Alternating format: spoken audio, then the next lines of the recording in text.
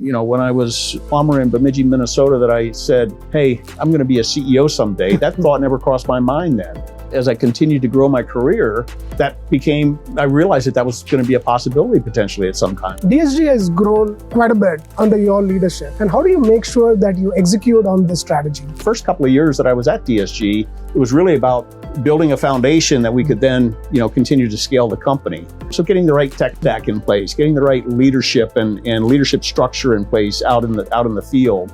Then we had something that, okay, now we can grow on and we can integrate into. And that kind of led us to the next piece of growth, being 100% employee owned.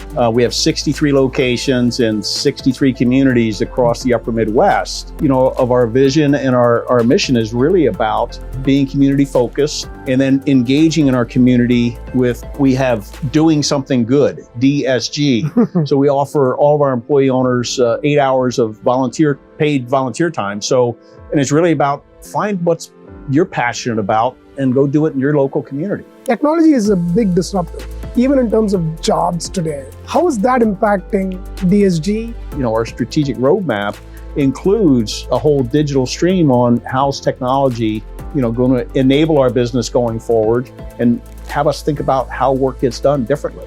And I don't think it's, for us, we're not viewing it as it's going to reduce headcount. What it's really going to do is allow us to grow more efficiently. So we may not have to add as many heads as we grow because technology is going to be an enabler.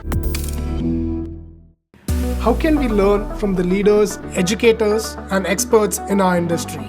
What can we take away from their successes and failures? How can we apply this to our businesses, our careers, and our lives? This is what we are here to find out. I'm your host, Karthik Chidambaram, CEO of DCKAP. We make systems, talk to each other for manufacturers and distributors. I love to learn and share that knowledge with others. This podcast is about having meaningful conversations that we can all learn from. Thank you for being here, and I hope you enjoy this conversation. Hello, everyone. Welcome to a new episode of the Driven by DCKAP podcast. We have a very special guest today. We have with us Paul Kennedy, President and Chief Executive Officer of DSG. Paul, it's an honor and a privilege to be chatting with you. Thanks for hosting us here in Minneapolis, and welcome to the Driven podcast.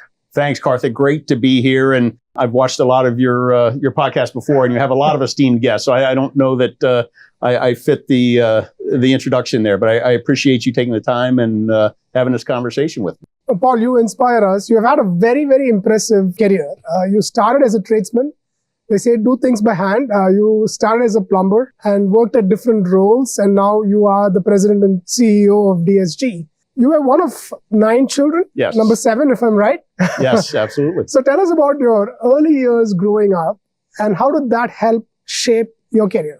Yeah, so I am the 7th of 9 children, and grew up actually in Maryland, and had a great family environment that we grew up in, and a close family environment, but with a lot of independence as well. And I went to work, as many of my brothers did, at a dairy farm across the street from our house at age 10. So that's when I started, and part of it was because I wanted a bike, and if I wanted a bike, I had to go earn the money for the bike. So I made $1 an hour working on this dairy farm and did that. So, growing up, and I had the opportunity with my father's work, lived in Australia for a couple of years and then lived in England while I was growing up as well. So I think that exposure, to other cultures and the curiosity that brought was something that sticks with me today, which I think has helped me in my career. And I'll probably come back to that several times during our conversation, just around curiosity. And then later in high school, my first trades job was working for one of my brothers who owned a construction company, working summers and after school in high school as a carpenter. So that was my first trade job, was working as a carpenter for my brother through my high school years. And I was talking to Cole Mercier, and he was telling me that you never went to college. Tell us about that. Yeah, so it's interesting, and I don't know that there was a plan behind that. If I think back to my formative years in high school, and both of my parents graduated from college. Several of my older siblings went to college. Some didn't as well.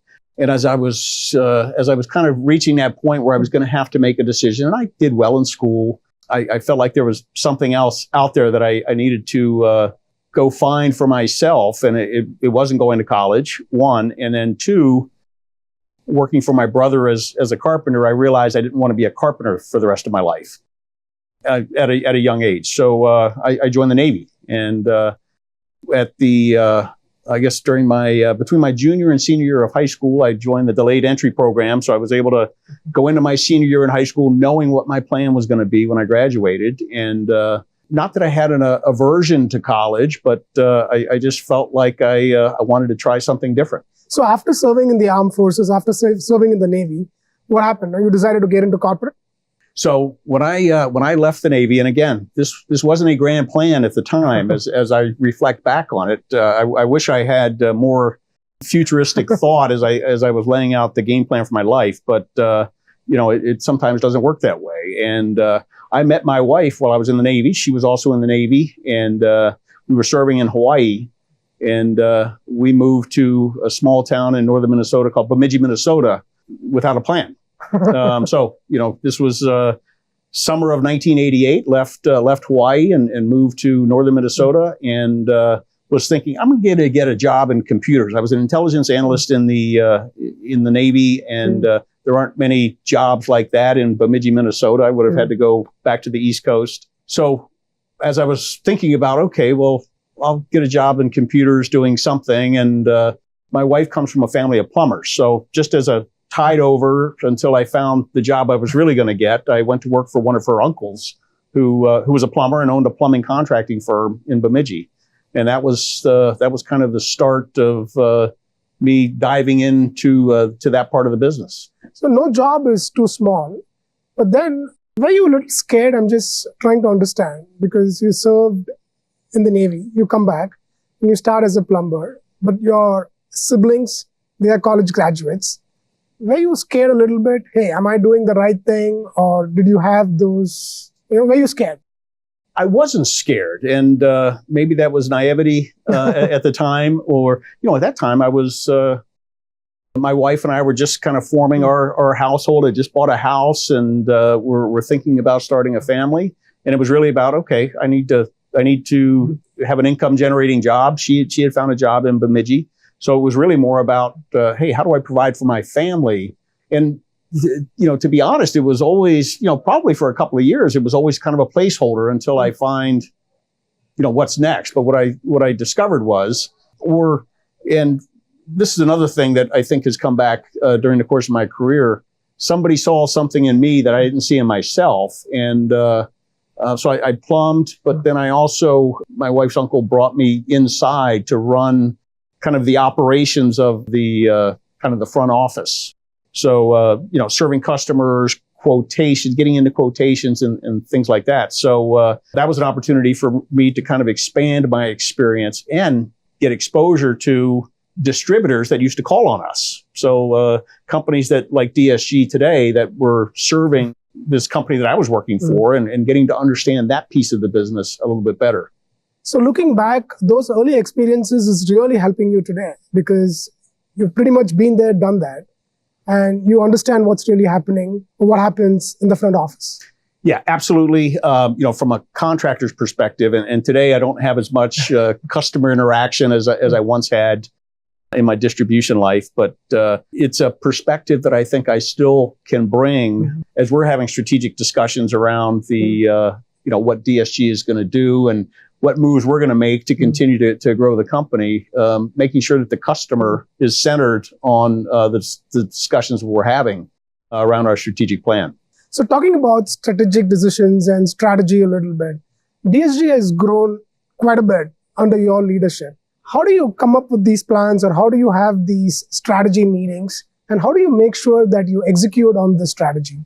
Yeah, so great question. And as I think about, we're doing it differently today than we did it 7 years ago when I joined the company, right? 7 years ago, as a company, we were kind of in a different place, and the company had grown, and hadn't really built the infrastructure to support the next level of growth. So for the first couple of years that I was at DSG, it was really about building a foundation that we could then, continue to scale the company. So getting the right tech stack in place, getting the right leadership and leadership structure in place out in the field. Then we had something that, okay, now we can grow on and we can integrate into. And that kind of led us to the next piece of growth. And I will tell you a couple of things happened. One, COVID happened. And COVID was really good for distribution businesses after you got through the initial shocks with business shutdowns and things like that. But, scarcity of material, and it really forced us to become really good at distribution. So we grew pretty significantly through COVID. Greenfield, organic and acquisitions. And our strategy is and continues to be kind of growing through all of those avenues. But having a strategy is one thing, right? You have a great strategy, but executing on it is another. How do you ensure that you execute? Because obviously this is a problem I face day to day. Hey, I have a strategy, but then when I execute, there are slips, there are falls. How do I ensure that things are on track? Yeah, so this is kind of the maturation that we've gone through, because I think early on we were growing and, we'd sit back and say, well, do we know why we're growing? And is it intentional? And so bringing some intentionality to our growth plans was kind of step one, which we've done. Part of it's documenting it, gaining agreement with my, executive leadership team and senior leadership team, making sure that, we're all on the same page as we're driving things forward. And, then you build out plans that that have timelines and, execution and prioritization. And that's my call this morning before this was, us reviewing. We spent an hour and a half reviewing, and we do that once a month, reviewing where we are on the plan on our operational objectives that are supporting our overall strategy. And okay, you're reviewing the plan, but let's say something is off track. And there could be a lot of different reasons why it's off track. Yep. Sometimes it could also be people. So how do you deal with that? Because when I was talking to different employees at DSG, they were telling me that you're very approachable, you connect with people at all levels, but then you find out that somebody is not doing a great job. How do you deal with that? So as it relates to the strategy, I think, the first thing you need to do is look at yourself and say, hey, have I not articulated the importance of why we're doing what we're doing and articulated what our vision is that ties to our strategy? Because if somebody's not doing what they need to be doing, is it that they don't understand where we're going and why we're doing what we're doing? So, first is reflecting on, hey, have we clearly articulated what we're trying to do?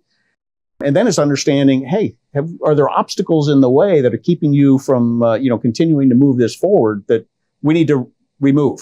Sometimes it comes down to prioritization where somebody thought something else was more important. And, then when you clarify, no, this is the priority, this is the more important thing. And, we can let that to the side. That helps to bring that level of clarity.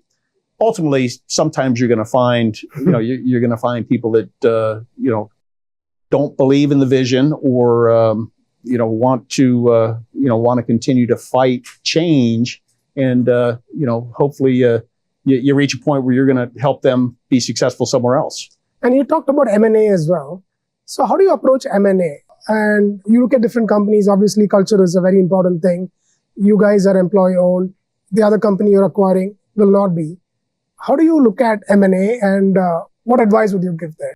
Yeah, so M&A that we've done 7 acquisitions in the last, 5 or 6 years. And largely have been relatively small bolt-ons, but have allowed us to grow both our segment strategy and also geographically. So have allowed us to do both. And the prime driver of identifying fit is culture. And if the culture is misaligned, then that's kind of a non-starter for us. And because you'll never be able to, and it's not that the culture is, an employee-owned culture, which we have, but a culture aligned with how we treat each other, how we treat people, and how we treat customers and suppliers. That's all really important to DSG strategy and to our culture. So we want to make sure that there's some level of alignment there. And many times, just about all of the acquisitions we've done, with a couple of exceptions, have been really a succession planning for a family operator who built a great business and has a team of employees that have helped them build that business, and they're looking for an exit strategy. And they have a concern and care for their employees that help them build this. And we did an acquisition back in 2020, and I remember distinctly as the owner, who was I think he was third generation owner of that company, stood up in front of the 35 employees that were going to be transitioning to DSG and said, "Hey, I'm the third generation owner of this company, and you're now the fourth generation owner of this company," which was really impactful as you think about that transition of ownership, kind of also leading to a transition of culture. It's very impactful. Talking about people, we were chatting with Terry Winkleman. She was on our podcast as well. And DSG does a lot of work in an alternative career path. Let's say you can't afford a college education and college education is very expensive. DSG is supporting trade schools and you're giving alternative careers in distribution. Tell us about your philosophy there and what is that DSG is doing there and why is it important? Yeah, so we have a couple of different tracks that maybe I'll talk about. And I'll start with saying, why is it important? As we think about the future of work and the future of work at DSG, we need our customers to have a workforce that can continue to do the work. So our scholarship program and our alignment with the Moorhead Career Academy both align with that, with helping people, helping aspiring students who want to get into the trades, either provide a scholarship opportunity for them to help offset the cost of their trade school, or while in high school, be able to identify. We're sponsoring a distribution and transportation track at the Moorhead Career Academy that's giving young high schoolers exposure to what distribution and transportation are all about. One, to maybe give them the skills that they need to step right into a career right out of high school, or to maybe draw interest to, hey, there is a career path here that maybe I want to explore either in a trade school or going on to post-secondary education at college. And then the third piece we've incorporated is our distribution trainee program, where some are college graduates, some aren't, but we bring them into DSG and give them training, kind of a crash course in what it means to be distribution. We have some sales tracks, operations and supply chain tracks. We've had some folks engage on our HR team.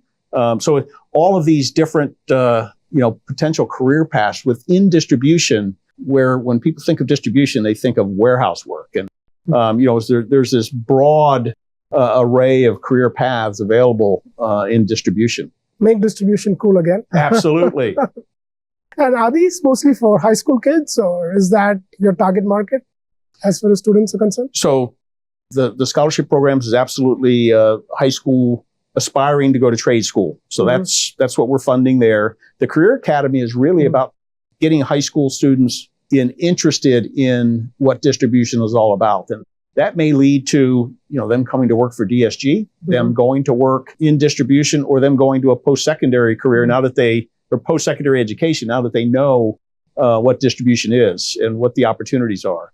And our trainee program is, it's a mix of high school graduates and college. We've actually taken some high potential, people in the warehouse or whatever, and inserted them into our distribution because they've shown our trainee program, because they've shown interest in fast tracking and growing their career. And DSG is 100% employee owned. Correct. And how does that help shape your decisions as a leader? So it has everything to do with our culture and how we show up for each other, how we treat each other. At its core, an ESOP, or being 100% employee owned, is a qualified retirement plan. At its core, it's a capital structure and it's a retirement plan. But I firmly believe, and when I joined DSG, I firmly believe that there had to be a cultural component to being an ESOP, that an employee owner would just care a little bit more, go the extra mile a little bit more locally for a customer or for a fellow employee owner. So it's really embedded in our culture, is this employee owner ethos of how we show up for each other every day. And shifting gears a little bit and talking about your career, you're doing some amazing work, with the Career Academy and with the M&A and the different things you do at DSG. What essentially, for a college kid listening to this, or for a tradesman like a plumber or an electrician who aspires to be like, wow, what essentially was the turning point in your career, right? So where did that shift happen, or where did you start believing in yourself, hey, I can get there? Where did that shift happen? Yeah, so it's an interesting question, and as I reflect back on my career, I think, boy, was there an instance that happened, or was it a series of things that built that confidence as I went? I mentioned earlier about somebody seeing something in me that I didn't see in myself, and that's happened a couple of times in my career, and I think those are defining moments. And when I got into distribution, running a small branch in Bemidji, Minnesota, I did that for a couple of years, had some success, and somebody saw something in me, and I moved to Fargo, North Dakota for an opportunity. And then a couple of years later, I moved to Minneapolis for a larger opportunity. So all of a sudden I said, well, somebody sees something in me that I don't see in myself, so there must be something there. And then you start leaning into that. And, so I think that's part of it. I think the other piece is, being curious and continuously being curious about not necessarily what's next, but what's possible, and really understanding, okay, this is my job, but what's beyond my job, and how do I be curious about that? And I think the other piece is, and I'm probably a poster child for this, anything's possible.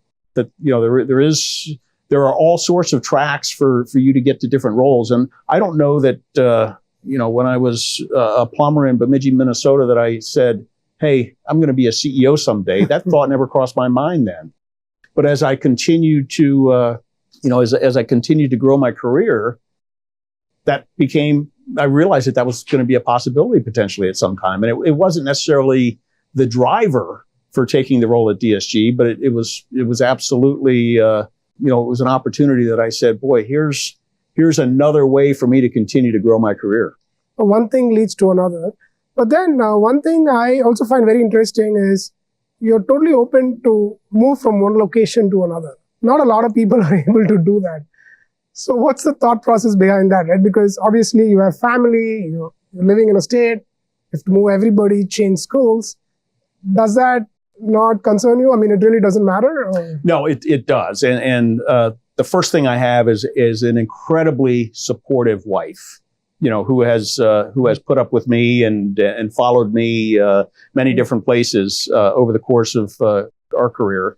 And so moving to Bemidji, and I grew up living I lived in Australia for a couple of years. I lived in England for a couple of years. So understanding that there was a great big world out there, and even in the U.S., there were opportunities that were going to present itself. So that didn't scare me as much. I don't think I appreciated, the impact and disruption on the rest of my family as we did that a couple of times.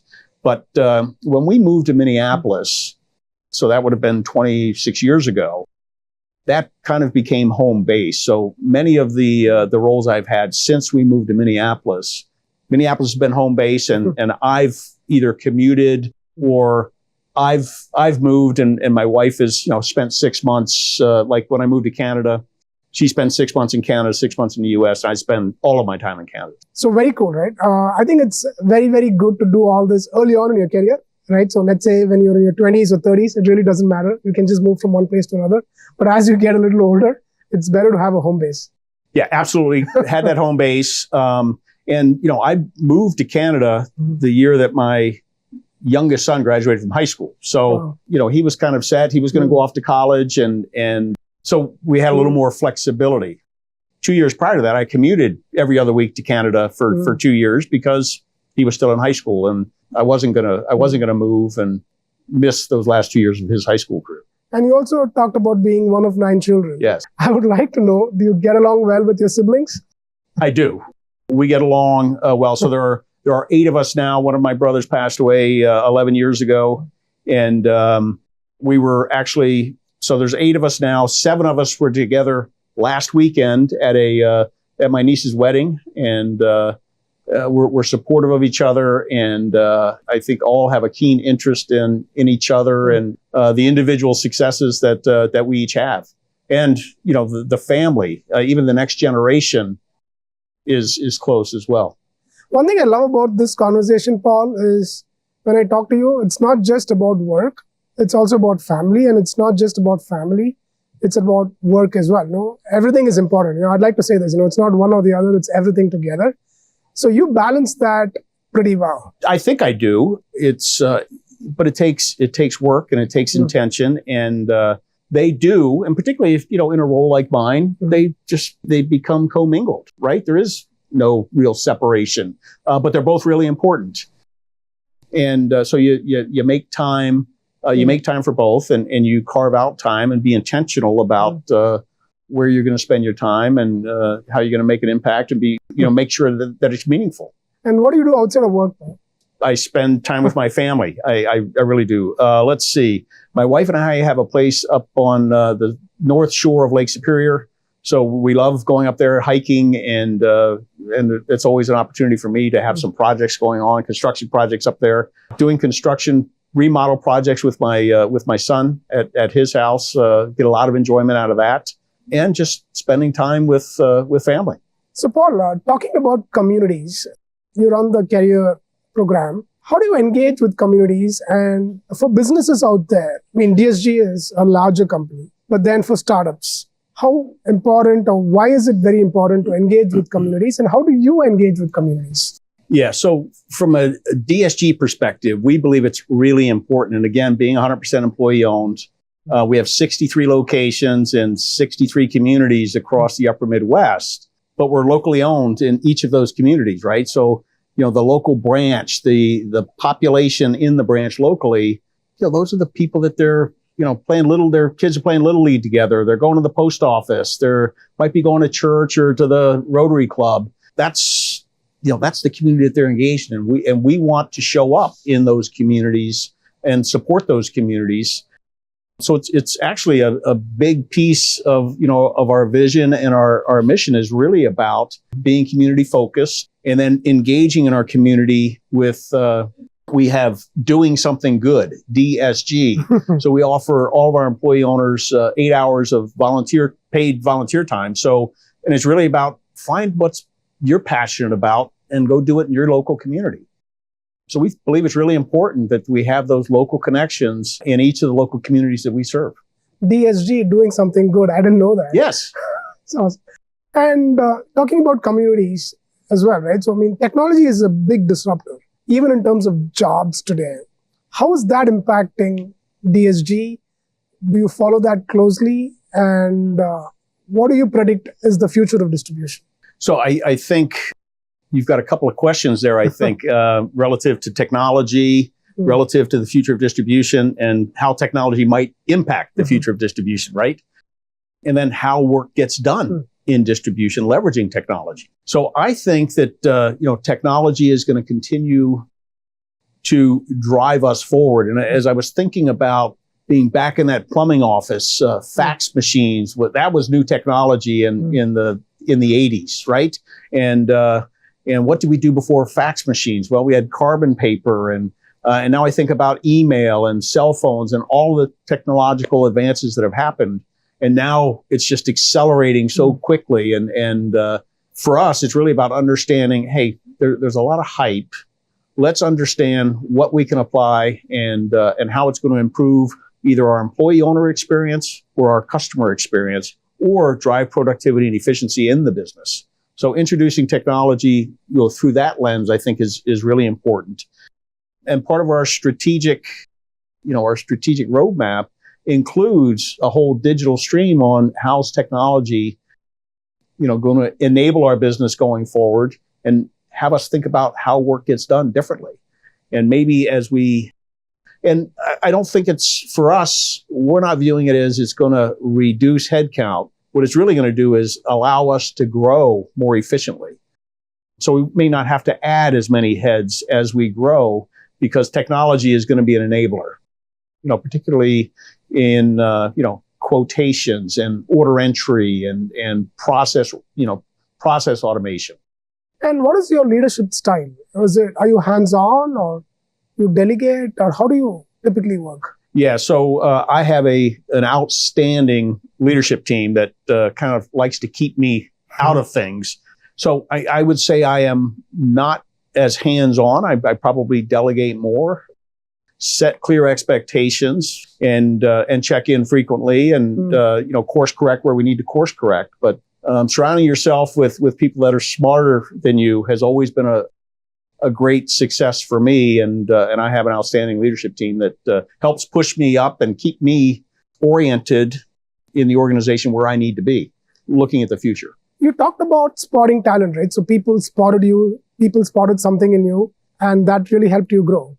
How do you spot talent in people? Let's say you work with many people, and then you find a couple of smart guys or smart girls. How do you spot talent? Can you give us? Yeah, so a couple of things I will say. I think it's, people that, back to curiosity that I talked about earlier, I think people that can exhibit curiosity and I find them coming to me and asking me just really interesting questions, right? So, okay, you have a curiosity there that we ought to enable. People that are willing to lean into opportunities that, whether it's moving or not, or it's, stretching for that next opportunity, or saying, hey, that project that is being scoped, I want to tackle that, or I want to be part of that. Looking for those opportunities. I will tell you, the pace that somebody walks, I think, tells a lot about a person. Pace that someone walks. Okay. Yes. Interesting. Okay, I have a follow-up question there. Let's say, for instance, right? So there's an opportunity which comes up, and somebody is willing to take it up, and somebody is not. Then you spend more time with the person who is willing to take it up. And what do you do with the person who's not willing to take it up? Yeah, so the person that didn't take it up, and yes, you do spend more time with the people that are leaning in, but also understanding, this is something I learned from my father years ago. It's you have to meet people where they are, and you have to understand that everybody has a different driver in life, and so realizing that other person, if they're still adding value to the company, and I'm sure they are. They're at a place in their life that's what's important to them right now, and this other person has a different aspiration. So, how do we make sure that we're maximizing the potential and the impact for each of them in aligning with what they want to do as well? Well said. Be empathetic to people. Yeah.